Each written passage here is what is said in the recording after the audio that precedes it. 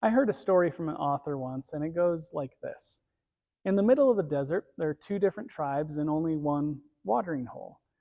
Naturally, both tribes started to fear what the other may do with this precious resource. Were they going to take it for themselves preemptively to save their own tribe?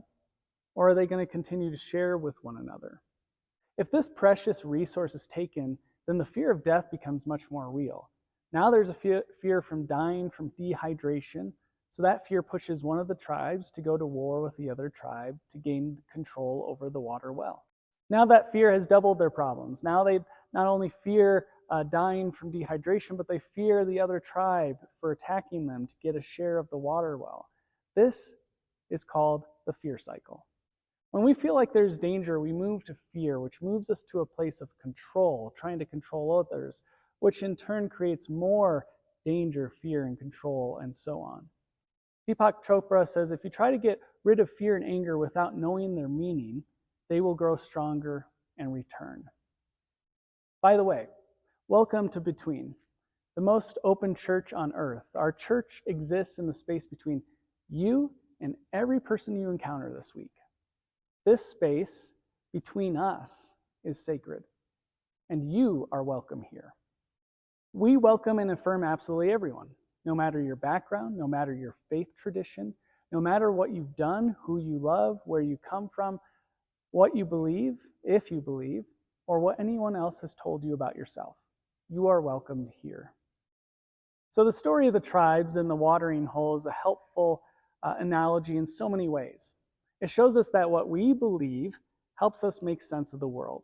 If we believe that others only wish us harm, we will be living in fear and suspicion our whole lives. It explains a lot about what is going on in the world.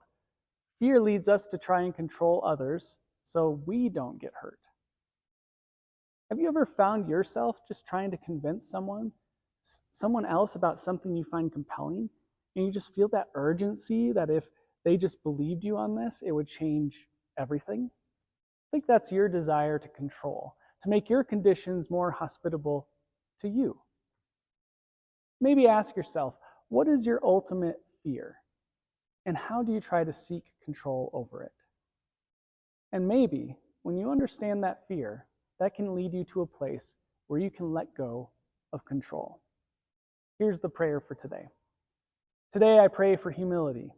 Make me and keep me humble. Remove the pride that blinds me and fools me. Give me perspective. Teach me a quiet nature.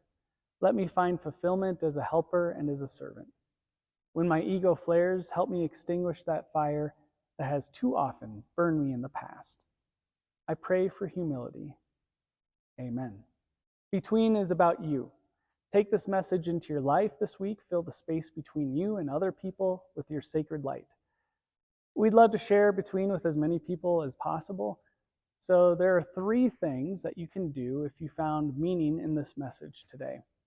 First is to subscribe to our YouTube channel and add a little comment below so that we know you're out there. Second, follow us on social media for daily messages of hope and connection. Look for us at Today I Pray For You. And third, tell real people about this. Ask them, have you signed up for Between yet? Tell them to fill out the form at between.church. My favorite church is the space between people. So now go with God's love and create the church between.